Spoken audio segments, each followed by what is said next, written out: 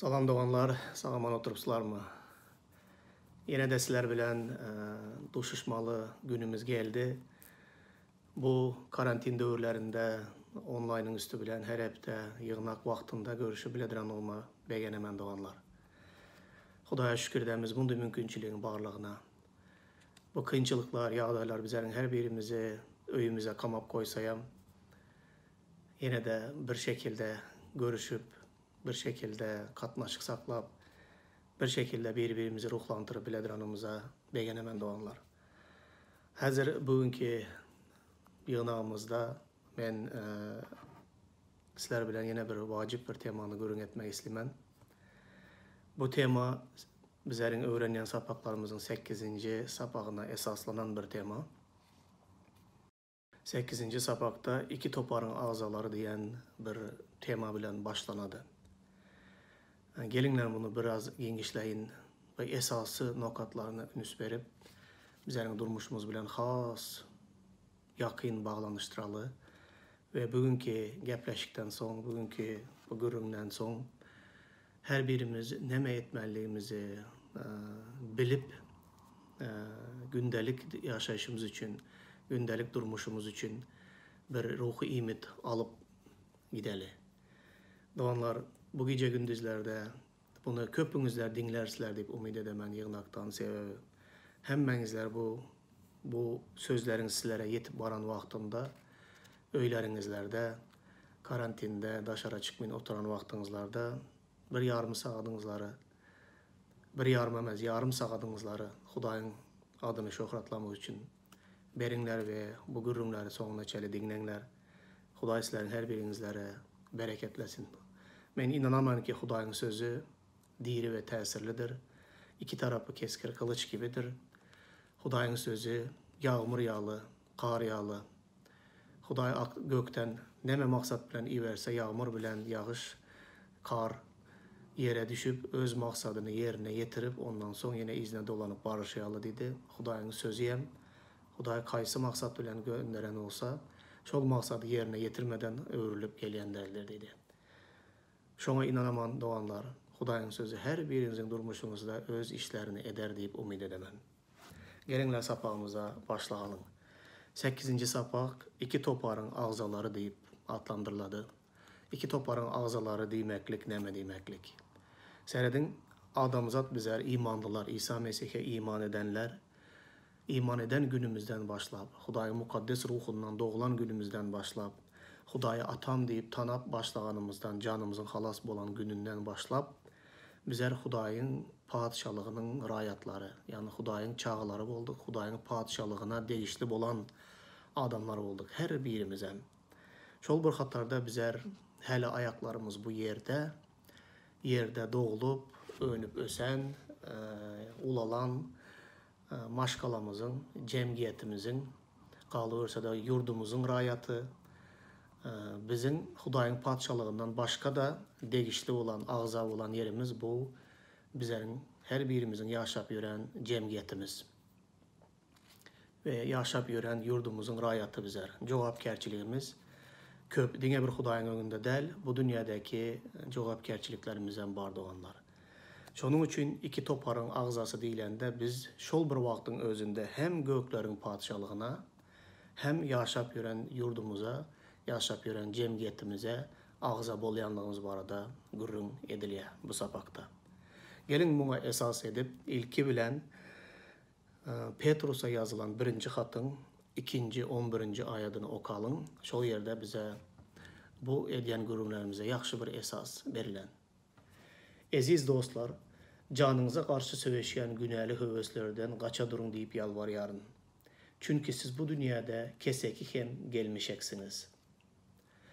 Yine bu ayetler bize esas veredi doğanlar. Canınıza karşı söveşen günahlardan dedi, kaça durunlar. Ne için? Bu dünyada sizin canınıza karşı göreşen günahlar var. Bu günahlar sizin canınıza karşı göreşip sizi o dünyadaki yaşayışınızdan, baki yaşayışınızdan mahrum edecek olan günahlar var. Şolardan diye kaça durunlar. Ne için? Sebebi siz bu dünyada dedi, neme diye siz bu dünyada keseki, öz yurdunuzda tek özünüzler duymanlar, bu dünyada sizler keseki. Sebebi siz bu dünya değişti del, ben sizi bu dünyadan satın aldım diye de İsa Mesih. Siz göklerin padişalığına değişti. Bu dünyada siz keseki ya da yabancı ve gelmişek. Gelmişek demek vaxtlayın bir gelip, vaxtlayın yaşap yürüyen adamlar yalı. Bir yurda varsanız, başka bir yurda yaşasanız, köp yat yurtta yaşayanlarınız var aranızda. Sizler ol yurtta hem keseki hem gelmişek. Vaxtlayın sizler orada. Vaxtınızlar doldu. İş vaxtınız mı, oku vaxtınız mı? Neme maksat bilen gelen olsanız, vaxtınız dolan güneş yurdu terk edip yine öz vatanınıza dolanıp varmalı.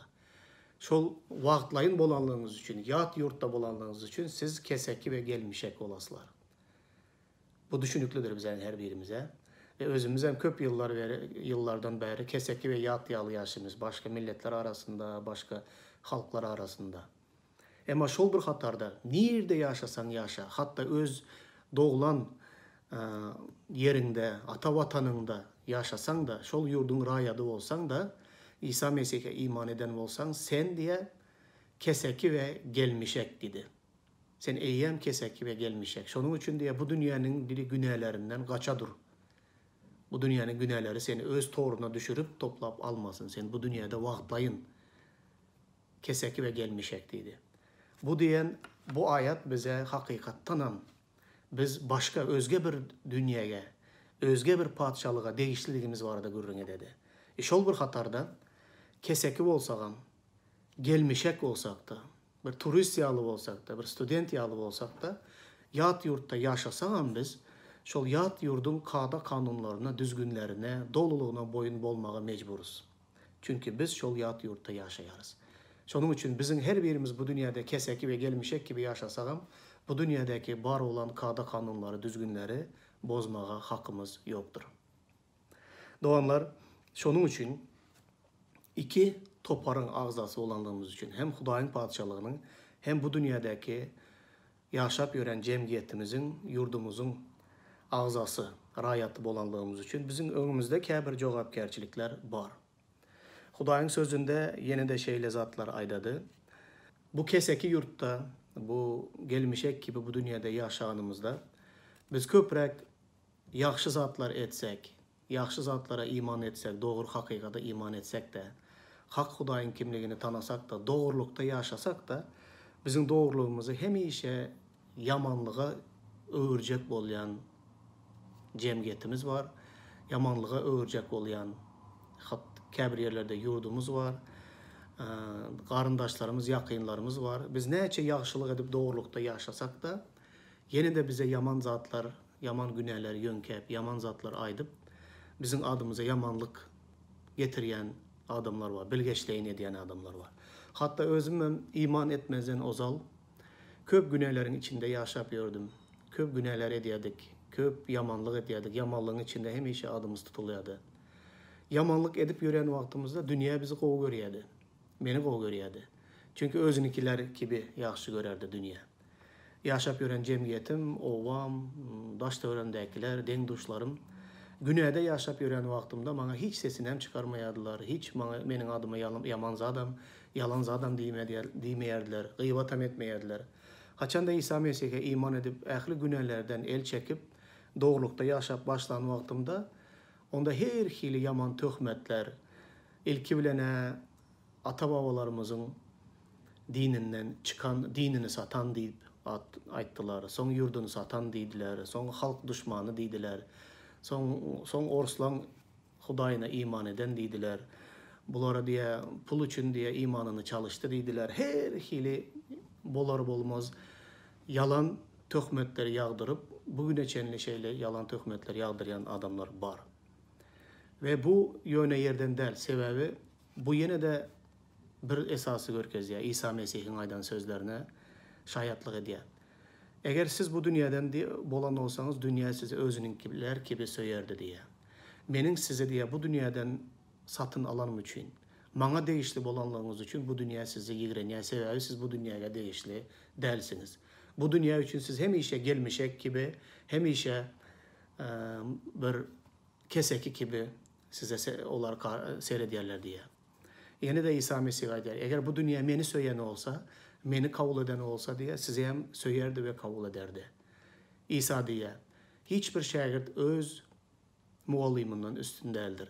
Eğer bana bu dünya şeyle yamanlıklar eden olsa, eğer İsa'ga bu dünya şeyle töhmetler atan olsa, onda onun okuçularına da elbette bundan beterini de ederler deyip İsa aydıp geçipti.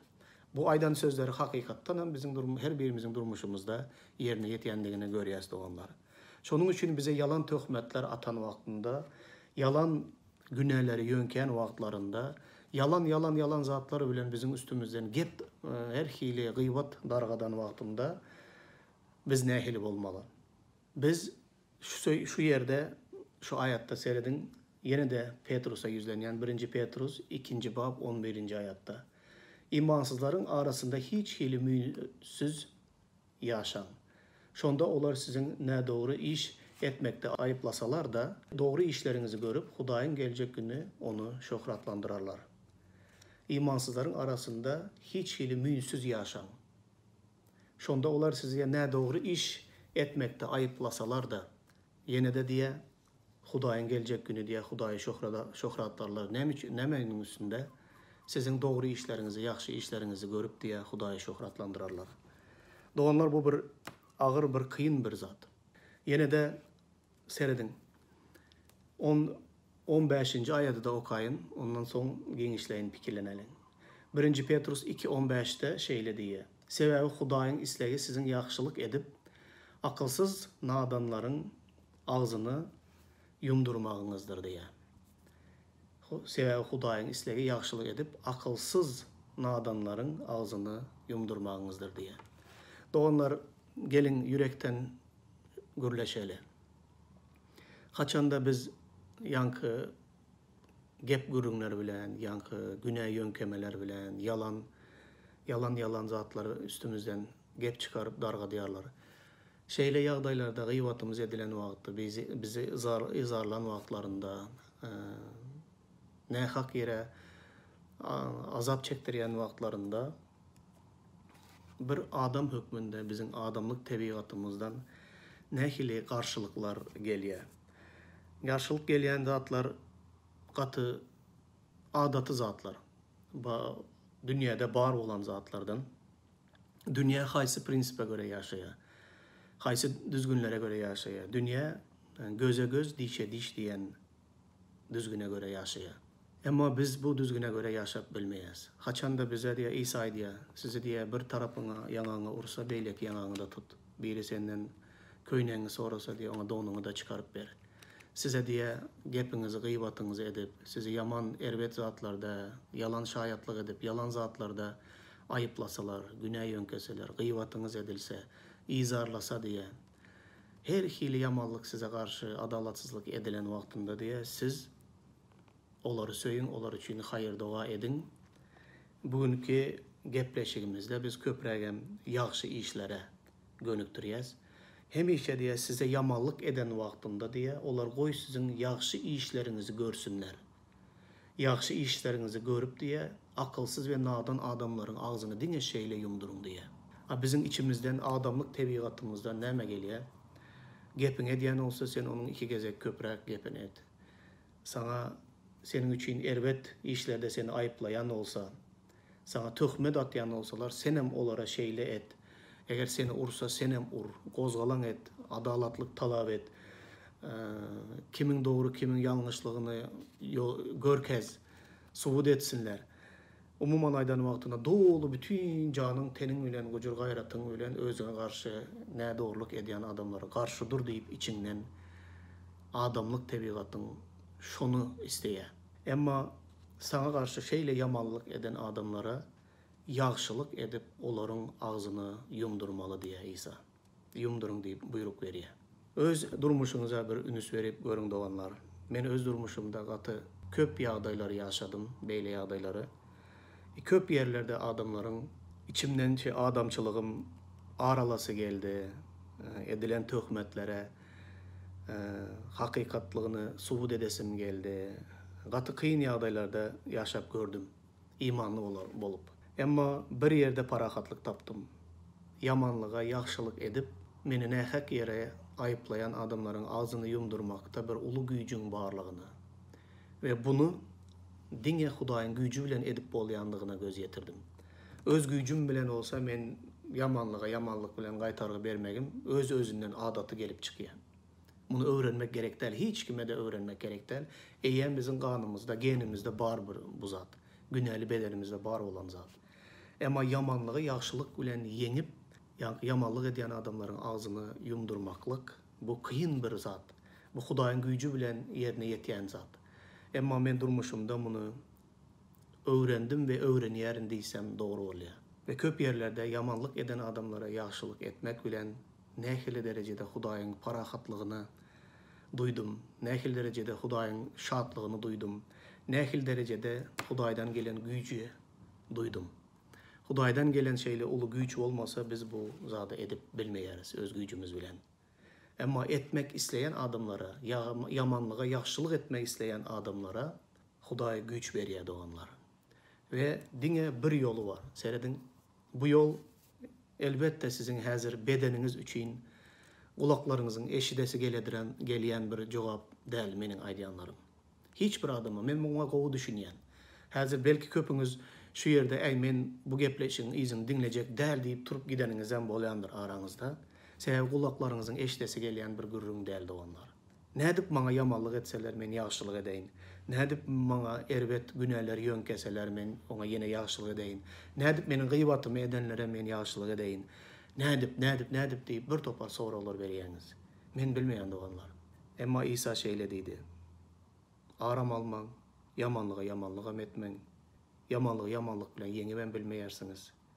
Yamanlygy ýaxşylyk edin diye size karşı yamanlyk edenlerin ağzını dine şu şeýle, akılsız nadan adamların ağzını dine şeýle yumdurup bolýar diye. Aňsatmy? Yok, aňsat däl. Maňa aňsatmy? Yok, aňsat däl. Emma dine şeýdip ýeňiş gazanyp bolýar diye. Bu barada çoňur oýlanyň doganlar. Bunu da özüňizi ret etmek bilen edip bilýäňiz. İsa diýdi, kim meniň izime eýermek islese, ol özünü ret edip haçını alsın da menin izime düşsün diýdi.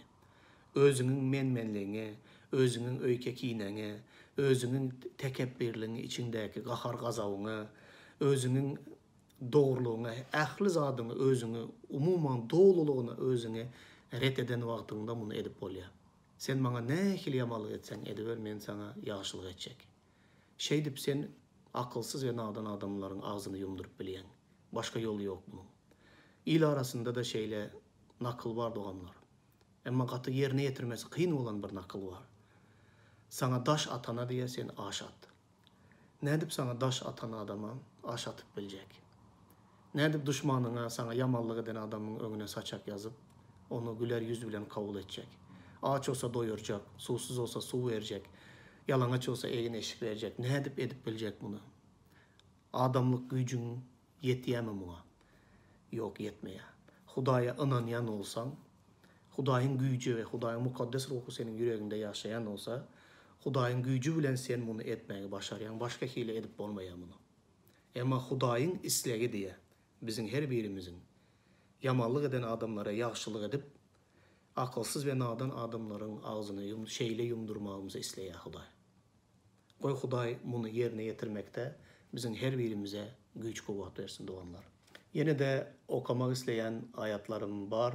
Galatlardan bir ayada okayın doganlar. Galatlara yazılan hatta Resul Paulus 6. babın 9-10. ayatlarında şeýle diýär. Yaxşylyk etmekten ýadam alın. Eger ruhtan düşmesek öz wagtynda orarız. Şoňa göre de heniz wagtymyz barka hemmelere aýratyn da imandaky doganlarymyza yaxşylyk edelin. Doganlar, hazır men imanlı, İsa Mesih'e iman edýän adamlara yüzlenjek. Köçeden, yankı iman etmedik adamlar, bizim doğanlarımızdan bolmadık adamlar, umuman aydanda dünya bize yamanlyk etse, ona ýaxşylyk edip ağzyny yumdur diýip Petrus aýdýar. Emma Galatlara yazılan hatta hemme adamlara ýaxşylyk edinler wagt barka diýe ve Ilaytada da imanlı, imandaky doganlarymyza ýaxşylyk edin. Häzir birazjyk pikirleniň özüňiz. Dünya bize karşı yamanlık etse biz onu şol bir bağda kesip taşlayaz ya katnaşmayaz ya gürleşmeyaz. Ey olmana yamanlık etti, planıma yamanlık etti. Qaydıp şonun bilen yüzüne düşmesin deyip uzaklaşıyaz. Ama imanlı doğanlar arasında birimize nähil derecede yaşlılık ediyeniz. Sonku günlerinize, sonku heptelerinize, sonku aylarınıza, sonku yıllarınıza bir ünüs verin de öz-özünüze şeyle sonra verin. İmanlı doğanlarıma, elimden geliyen, dilimden geliyen, hiç olmasa doğa dile etmek bilen, imanlı doğanlarıma karşı nähili yaxşılıklar ettim ben. Hava biz biliyaz doğanlar.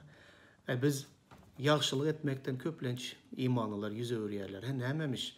Biz yaxşı işlerimiz bilen halas olup bilmeyiz. Biz merhamet bilen halas olduk. Özümüz hem qoğu görýän ayadımız aýdýas.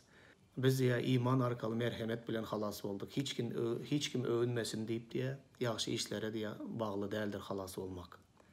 Bulamda Efeslere yazılan hatın 2. babynyň 8. aýadyny aýdýarys. Doğru. Biz yaxşı işler bilen halas olmayaz. Cennetdäki yaşayışı yaxşı işlerimiz üçün Hudaý bermedi. Merhamet bilen iman arkaly halas olduk. Yaxşı işlerimiz bilen değil. Şonun üçün yaxşı işler etmege bes edýän adamlar var. Emma 10. 9. 10. ayatlar hem okam. Hudaý diye Mesih İsa'da bizi yaxşı işleri etmek üçün yarattı diýen aýdýa. Soňky aýada. Yaxşı işler bilen halas olmadık. Emma yaxşı işleri etmek üçün, yaxşılık etmek üçün yaradıldık deyip yazılan. Yaxşılık etmek üçün yaradılan olsak onda yaxşılık edeli. Galatlara yazılan hatta ayratyn da diye. Hemmelere yaxşılık edinler diye. Elinizden gelen yaxşılık edinler. Ayratyn da imanlı doğanlarınıza yaxşılık edin. Edin yaxşılık. Hudaý üçün edinler yaxşılık bir-birinizlere. Güler yüzlü yaxşılık etmek bilen. Hiç olmanda dilinizde bir yaxşı, yüzünüzde gülkü olsun, dilinizde yaxşı sözler olsun. Bir-birinize yürekleriniz açık olsun. Bunu etmeye başarıyanız. Ondan qalıverse de yaxşılık etmek için hem işe daşta öğrenizdeki adamlar, doğanlar yeterliktir. Doğanlar, yaxşılık etmekten yağdamanlı. Galatlara yazan hatta bu ayat şunu diye, şunu şeyle başlaya. Yaxşılık etmekten yağdaman. Biz yaxşılık eden vaxtımız köplenç adamların münasıplığına seyredip bir gezek yaxşılık edýäs. Şol adam soň gaharymyzy getirse ya göwnümizden turmasa asla bir gezek öwrülip şol adama yaxşılık etmeýäs. Bir gezek yaxşılık eden wagtynda eýýäm biz yaxşılık etmekten ýagdaýas. Emma bu ýerde aýdylan yaxşılık etmekten ýagdaman, hiç haçan ýagdaman. Dowam ettirin yaxşılık etmeye. Çünkü yaxşılık etmek üçün sizi Mesih İsa'da Hudaý yarattı her birimizi. Bu dünýäge yaxşılık etmek üçün geldiňizler. Bir sebebi var. Olam yaxşılık etmek üçün geldiniz. Başka sebep için değil. Onda edenin yaxşılık. Hemme adamlar elimizden gelen yaxşılık edelim. Yaxşılık edip köp adamların canını halas edip bolýar. Diri yığnak yaxşılık etmek bilen adamların canını halas edýär. Yaxşılık etmek bilen İsa'nın kimligini görkezýäs. Doğanlar yaxşılık etmekten ýagdaman, Ilayta da öz imanlı doğanlarınıza yaxşılık edelim. Eğer ruhtan düşmesek diye vaktinde orarız. Ruhtan düşmen, yaxşılık etmekten ýagdaman. Hudaý hemme zady görýändir. Yaxşılık edip siz her bir akılsızın, yaxşılık edip her bir nadanyň ağzını yumduryan olsanız, yaxşılık edip siz imanlı doğanlarınızın nähili söýgüsini gazanýandygyňyzy bir göz öňüňize getirip görüň doğanlar. Ondan galyberse de meni gorkuzayan ýene bir ayat var. Odam Süleymanyň Pähemleri 17-13. Yaxşılığa yamanlık qaytarýanyň diye öýünden yamanlık gitmez. Ine bu zat bizden daş olsun doğanlar. Seredin, size biri yaxşılık etse, şol yaxşılık eden adama yamanlık etseniz, onda yamanlık diye hiç haçan sizin öýüňizden gitmez. Gözüňize getirip gördünüz mü? Yamanlık öýüňden gitmez, hiç haçan. Näme için gitmez? Hudaýym bu yamanlık gitsin benim öýümden. Men ýağdadım, yamanlık üstüne yamanlık, yamanlık üstüne yamanlık gelýär deyip sorayan olsanız bu ayet belki size cevap bolýandyr. Sen yaxşılık edýän adamın yaxşılığına sen ona yamanlık qaytardyň. Sana yaxşılık etdi bir adam, sen ona yamanlık qaytardyň. Şonuň üçin öýüňden senin yamanlık hiç haçan gitmeýär. Doğanlar, gynansak da şeyli adamlarım var. Hatta imanlıların arasında da var şeyli adamlar. Tövbe edin de bir gezek yine dikkat edin öz durmuşunuza. Beyli adamlar başkaga yaxşılık etmege başarmaya. Hiç haçanam. Ama özüne yaxşılık eden vaxtında da şol yaxşılık eden adamlara yamanlık qaytaryan adamlar var. Onda onların öyünden yamanlık hiç haçan gitmez diye.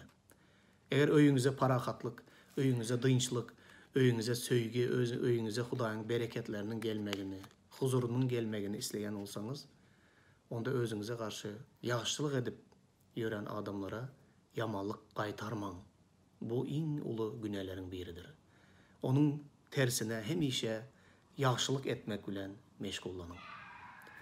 Doğanlar yine de size şu sözleri bilen paylaşayın, devam ettireyim.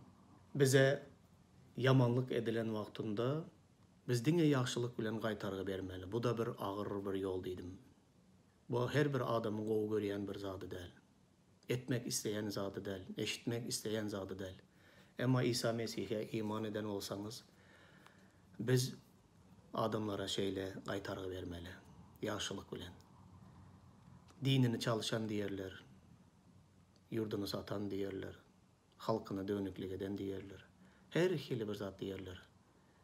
Hemme edýän yaxşylygyňyzy yamanlyga çöwürip gıýbat edýändirler.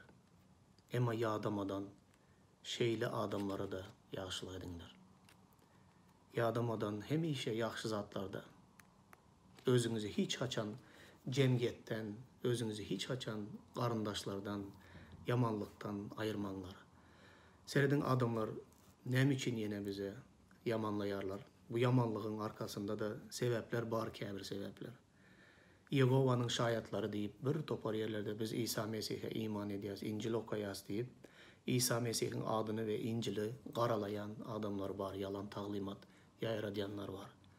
Olar ýa-ni İsa pata barmaýarlar, toya barmaýarlar, il arasyna garşmaýarlar. Hakykatdan hem cemgiýet tarapyndan bir hili ýigrenji zatlary ýerine ýetirýärler. Ýa aýtdyk biz doganlar, biz imanly bolsak da yine de şol ýaşaýan cemgiýetimiziň bir bölegidiriz. İsa näme diýdi? Eger Yehowanyň şaýatlary hakykat bolýan bolsa, İsa'nın bu aýdan sözlerini olar unuttular. İsa ağlayanlar bilen ağlaň diýdi, şatlanýanlar bilen şatlanyň diýdi. İsa'nın özü ölülerin ýasyna da vardı. İsa'nın özü toy bayramçılıkları, adamların şatlıklarına da gatnaşdy. İsa bunu eden olsa, gadyrly doganlar, onda biz bunu ondan has köp etmeli dälmi? Elbette etmeli. Onda biz bunu ondan has köp etmeli. İsa toya da vardı, İsa märekede vardı, İsa şatlandı, İsa cemgiýetde bir gatnaşmaly yer bolsa gatnaşdy. Bu Yehowanyň şaýatlary biz iman edenlerin adymyza yaman aýyplamalaryň gelmegine sebep etdiler ve bizi cemgiýetden aýra düşürüp yaman görkezjek bolup hereket edýär. Şonuň üçin dikkatli we oýa bolunlar. Adamlar pata bolsa pataga, şu cemgiýetiňizde köpçülük bir zat edýän bolsa, hiç bir zattan aýrylmaň we hemme zada dolu aktiv gatnaşyň. Halkyňyza, ýylyňyza hyzmat edin. Eliňizden gelen yaxşylyk edin. Yaxşı dilek, yaxşı niyet edin. Hiç haçan aýra düşüp aýralykda durmaň. Hatta size yamanlyk edýän adamlar hem sizin yaxşı işlerinizi görüp bir gün İsa Mesih'e iman ederler ve sizin hak ve doğruluğunuza göz yetirerler. Eğer siz yaxşılık etmekten ýadamasaňyz, doğru zady ýerine ýetirmekten ýadamasaňyz, ol adamların towba gelerler ve Hudaýyň ýatylygyny görerler. Mattanyň hoş habarynda 5. bab 16. ayatda goý sizin ışığınız adamların öňünde parlasın. Şonda olar gowy işlerinizi görüp gökdäki ataňyzy şöhratlandyrar diýdi. Hakykatdan gowy işlerinizi adamlar görmeli. Sizin ışığınız şeýle bir parlamaly ve sizin ışığınızı görüp olar gökdäki ataňyza onun adyny şöhratlamalydyr adamlar. Doganlar, size karşı nähili yamanlyk edilse de yaxşylyk edin. Yaxşylyk eden adama hiç haçan yamanlyk qaytarmaň. Eger bunu ederseniz öýüňizden yamanlyk hiç haçan aýrylmaz. İmanly doganlaryňyza, biri-biriňize eliňizden gelen yaxşylygy aýamaň. Hudaý size boldan bol bereketler ve hakyky Hudaýyň çağalary bolarsyňyz doganlar. Yine de şol bir sapakta doganlar häkimetler bilen ara gatnaşyp barada gürrüň edilýär. Häkimler serediň 1. Petrus 2. bab 13-14. ayetlarda. Siz her bir insan hakimiyetine Rabbin hakkı üçün tavın olun. Yurdun başı olan padişah olsun. Ya da onun belleyen emeldarları olsun. Tapavdı yok, onlara tavın olun.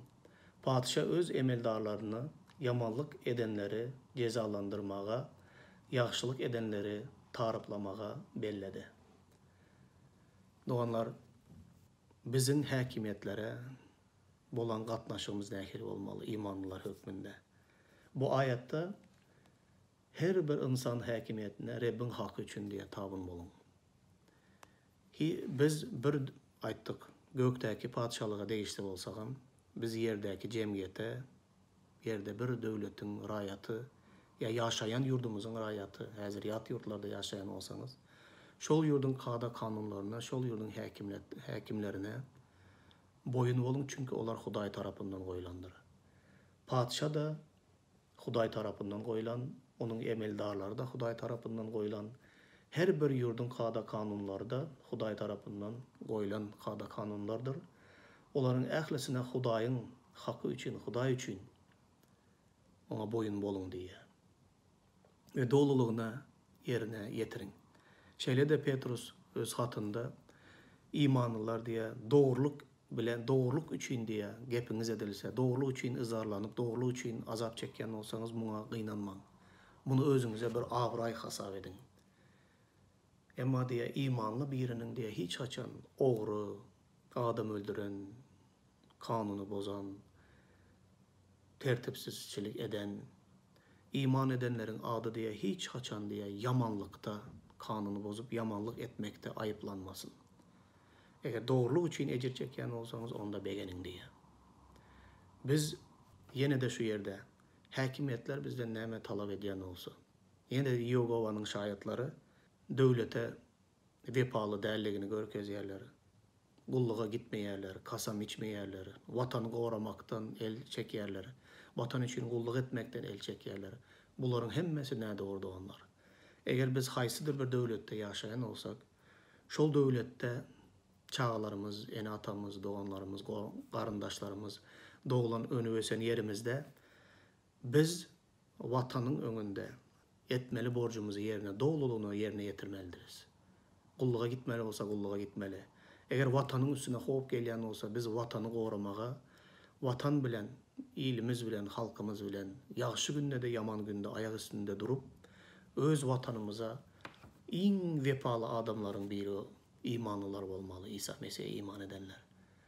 Yine biz bu yerdeki cemiyetimizin ve vatanımızın ağzasıdığını, doluluğunu görkezmeliyiz. Bu Hudayın isleği, Hudayın erkedir bizim her birimiz için. Vatana olan vefalılığınızı, doluluğunu yerine getirin. Şona diye, padişaha hormat olsa hormat, korku olsa korku, tabınlık olsa tabınlık, talep ediyen zadının ehlisini yerine getirin. Onda şeyle sorular veriyorlardı onlar. Biz imanlılar diye, devletimiz bizi o görmeye, yaşayan yurdumuzda bizi resmi taraftan hiç kabul etmeyerler. Bize İsa Mesih'e iman etmeye yol vermeyerler ve ruhsat vermeyerler deyip sorular var. Böyle yağdaylarda ne etmeli deyip soruyorlar. Böyle yağdaylarda elbette dile etmeli. Huday akıldarlık versin ve bizim hakikatten yurdumuz için peydalı adamlarlığımızı hakimiyetler görmeli. Görsün deyip gözleri açılsın deyip dua edin. Ama şu yerde bir zat var. Yankı sorumuzun cevabı Resullara yazılan hatın 5. bab 29. ayetinde. Petrus ve beyleki Resulları tutup hakimiyetlerin önüne getirdiler ve onlara İsa Mesih'e iman etmezliği ve onun adını vaaz etmezliği berk kayet tavşırdılar. Petrus'la Resullar onlara cevap verdiler. İnsanı değil de Hudaya boyun bolmak has mühümdür dediler. Başkaça aydalan vaktinde onlar soğrak hükmünde cevap vermediler de soğrak verdiler izine. Hudaydan öte diye insana kulak asmaklık doğru mudur deyip soğrak verdiler hakimlere. Biz şu yerde eğer Hudayımıza inanmağı, Hudayımıza dua etmeye, Hudayımıza hizmet etmeye, Hudayımızın sözünü okap, bilelikte Hudaýymyzyň ýygyna hökmünde toplanışmaga, üýşmege ruhsat bermeýän döwlet olanda oňa resullaryň beren jogabyndan başga jogap ýok diýip pikir edýän. Diňe eger biziň bir ýerde häkimiýetlere boyun bolmayan yerimiz bar olsa, goý şol boyun bolmayan yerimiz ýanky resullaryň beren jogaby ýaly bolsun. Hudaý bize maňa iman edip, meniň hoş habarymy ýaýrat, meniň ýygnagymy guruň diýip buyruk berýän olsa, häkimiýetlere muny etmeň diýen olsa, onda biz Hudaýa gulak asmaklygy saýlamaly bolýarys. Bunu da hormat bilen ediň. Hormat bilen şu jogaby beriň. Hudaýdan öte insana gulak asmaklyk dogry mudur diýen soragy beriň häkimiýetlere. O häkimiýetleriň hem aň düşünjesini, gözlerini biziň häkimiýet üçin, ýurt üçin peýdaly adamdygymyzy görmege kömek etsin we açsyn diýip dilek ediň we bilelikde dilek edeli. Doganlar ýene de bir bölek bar. Bunun bilen jemlemek isleýän doganlar, bu da gündelik başlyklaryňyza, ýani iş ýeriňizdäki hojaýynlaryňyzlar baradaky olara bolan gatnaşykda nähili bolmalydygy barada ýene de gürrüň bar. Ey hyzmatkarlar, diňe bir mähirli hem ýumşak hojaýynlaryňyza däl-de eýsem ýowuz hojaýynlaryňyza da hormat goýup tabyn boluň diýe. 1 Petrus 2 bab 18-nji ayat. Doganlar, bu gece gündizde, iş yerinizde, yat yurtlarda işleyenler var, yığnakta işleyenler var. Bu ayat, bu da göňüňizden turýan bir zat däl. Bunu da eşidesiniz gelýän bir zat däldir diýip pikir edýän. Sebebi, ey hyzmatkarlar, diňe bir mähirli we ýumşak hojaýynlaryňyza däl-de eýsem ýowuz hojaýynlaryňyza da hormat goýup tabyn boluň. Biz köp yerlerde iş yerimizde patronlar diýäs, başlyklar. Ýagşy bolsa, ýumşak bolsa, bize hormat bilen geplese, hormat bilen bize gatnaşyk etse, onda olara boyun bolmak aňsat we boyun bolasymyz gelýär. Haçanda iş yerimizdäki üstümizde goýulan hojaýynymyz ýowuz, bir hili gödek, göwnümizden turmayan biri olsa, o da bize başlık olsa, her gün işe baranımızda biz nähili qahar gazap bilen, nähili onu içimizden ýigrenip daşımızdan isat diýip bilmän, yaman ýolbaşçylarymyza şeýle kıyınlık bilen onun aydanny edýäs, emma aydanny edýänem bolsak, içki dünýämizde biz ona tabyn däl. İçimizden gowy görmeýäs, emma alajymyz ýok. Şeýle ýagdaýlar bardyr diýip pikir edýän, her biriňize de bolup bilýän bir zat. Emma Hudaýyň sözü ýene de gulagymyza ýakmaýan bir zat aýdýar. Diňe bir ýagşy hojaýynlara däl, erwet yaman hojaýynlara da, başlyklara, patronlara da tabyn bolup olaryň aýdanyny. Ýene başga bir ýerde var. Olaryň aýdanyny eden wagtyňyzda da diýe içiňizden ýigrenmän, begenip söýüp ediňler. Näme etseňiz diýe Hudaý üçin eden ýaly edin, insan üçin däl. Ya da yaman gören patronumuz, hojaýynyňyz iş yerinde wagty işleýän ýaly bolýaňyz, şol hojaýyn çykyp gidenden soň görmän wagtynda hiç iş etmän oturýaňyz. Gaharyňyz gelenligi üçin, yaman göreniňiz üçin, emma gorkuýaňyz, alajyňyz ýok. Beýle etmek hem ikiyüzlülük we günädir doganlar. Yaman ýolbaşçylara da diýe tabyn bolup, olara diýe Hudaýa hyzmat edişiňiz ýaly. Hyzmat ediň diýip aýdýar. Bu has, kıyın bir zat. Bu da bizi kıynayan bir zat. İçimizden, keşke meniň hojaýynym ýagşy bolsady. Eger sen bir bilsediň munyň nähili erwetligini, nädip bu beýle adama çydap bolýar, nähili beýle adama boyun bolup bolýar diýip içiňizden aýdýansyňyz. Bir-biriňize aýdýansyňyz. Meniň patronlarym erwet, meniň patronlarym beýle, meniň patronlarym beýle. Emma Hudaý şol patronlary sana berdi. Men size bir şaýatlyk aýdyp bereyim. Bu kitapçada bar olan şaýatlyk Demirgazyk Afrikanyň yurtlarynyň birinde bir barly adamyň oglu İsa Mesih'e iman edýär. İsa Mesih'e iman edýär. Ýanky barly adamyň öýünde hocaynlar, hizmetkarlar var. Yankı onun oğlu yaşlığından onun ähli işlerini hizmetkarları yerine getirip gelen bir maşgalada önüvesen oğlan İsa Mesih'e iman ediyor. İsa Mesih'e iman edenden son onun atası şeyle karşı olup onu urup yencip öyünden çıkarıp kovuyor. Ol öyünden gitmeye mecbur oluyor yankı oğlan. Öyünden gitmeye mecbur oluyor. Öyünden gidenden son onun kıyınçılıkları başlıyor. İsa Mesih'in adı hatırasında şeyle kıyınçılıklara, yoksuzluklara duş geliyor. Ondan sonra ol öz elleri bilen işlep, öz nemesi bilen öz gününü görmeli oluyor. Ve yankı oğlan ona bir iş teklif ediyorlar. O ne hili iş deyip fikir ediyorsunuz? Ol bir barlı adama hizmetkar olmalı. Şeyle iş teklif ediyorlar. Bol imanlı hükmünde yankı öyünden kovulan oğlan bu işi istese istemese almalı oluyor, mecbur oluyor. Çünkü maddi kıyınçılıkları var, yetmezçiliği var.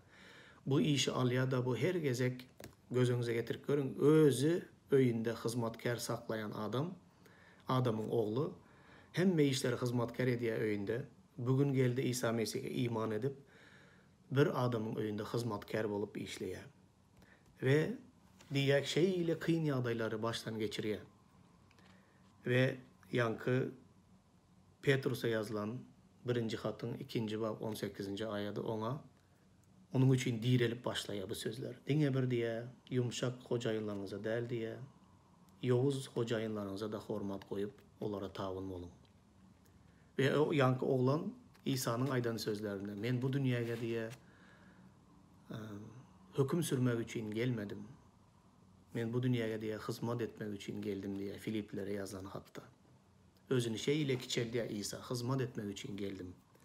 Hizmetkar olmak için geldim diye İsa. Yankı oğlan köp oylanıyor içinden. Nem için ben İsa Mesih'e iman edip şey ile kıyın günlere duş oldum. Nem için ozal özüm hizmetkarlara iş buyuruyordum. İndi menin özüm hizmetkar olup birinin öyünde hizmetkarçılık edip yörün. Bu ne ki? Doğanlar bu Hudayın merhameti ve Hudayın bize beriyen sapakları ve terbiyesidir doğanlar. Siz hazır beni dinle oturan şu gece gündüzde Yavuz ve yankı gödek rehimsiz hocayınlarınıza hizmet ediyen doğanlar. Bunu Hudayın size olan terbiyesi deyip kabul edip biliyeniz mi? Huday size bu ervet hocayının üstü bilen pes güvünlü olmağı, hizmet etmeyi, hiçbir hüngürdüsüz, hiçbir gep gürrüngsüz hizmet etmeyi, Hudaya hizmet edişiniz yağlı hizmet etmeyi ve yaxşı işiniz bilen, özünüzün doğruçulluğunuz bilen, dürüstlüğünüz bilen, yankı yaman hizmetkarı hocayının yüreğine kazanmağınız üçün sizi Huday şu yere yerleştirenligini görüp biliyeniz mi? Hanı imanlı olsanız, size ne hili ervet katnaşık etse de yankı hocayınız, siz şol hocayına özünüzün doğru adamlığınızı, İsa Mesih'in yağıtılığının ve doğruluğunun sizde bağırlığını, yaxşı işleriniz bilen yani hocayınızın ağzını yumdurup biliyeniz mi ya yok mu? Şonu özünüz denep görün. Ve bunu etmeye devam ettirin. Sebebi Huday sizi şol yere koydu. Huday size bu işi verdi. Yine 8. sapaktaki öğretilen 3 esası zat. Biz göklerin padşalığına değişli adamlar, ayaklarımız yerde, cemiyetimiz tarafından, devletimiz tarafından, her günkü işleyen yerimizde hocayımız tarafımızdan bize ne doğruluk, töhmet, ervet katnaşık edilen vakti, izarlanan vaktimizde, etmedik günahımızı yönken vaktlarında, her hili yamanlık edilen vaktinde bize, bizim onlara vermeli cevaplarımız, yaxşılık et. Yadama da yaxşılık et. Yadama da yine yaxşılık et. Yaxşılık etmekten hiç kaçan yadama. Hükümetin önünde doğru olan kanun boyunca yaşa. Hükümetin önünde ne doğru olan zadı etme. Hocayının yaxşı olsun, yaman olsun, ona tavın ol, ona bütün yüreğin bilen, zorluk bilen der, bütün yüreğin bilen hizmet et. Hudaya hizmet edişin yağlı, hizmet et. Hizmet ediver, ediver, ediver. tabın boluver. Bir gün geler Hudaý olaryň gözüni açar ve senin hakykatdan da bu dünyadaki adamlardan ütkeşikliğini görmege olara kömek eder. Ve bunu etmek bilen senin özün hem terbiyelenersin. Yine bu dünyadaki musafirlik, gelmişe, keseki ve musafirlik vaktimizi ne edip geçirmeli? Dine özünü peseltmek bilen geçirmeli. Bir maksadımız var.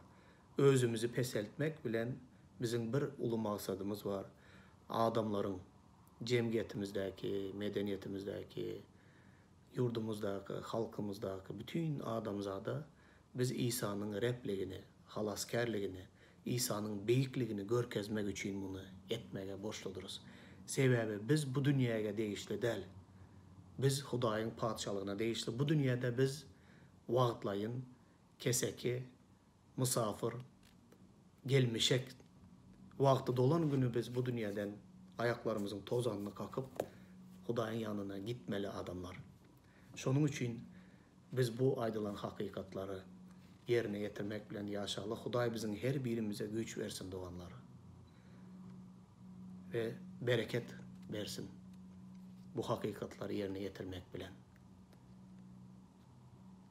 Hoş, sağ olun doganlar.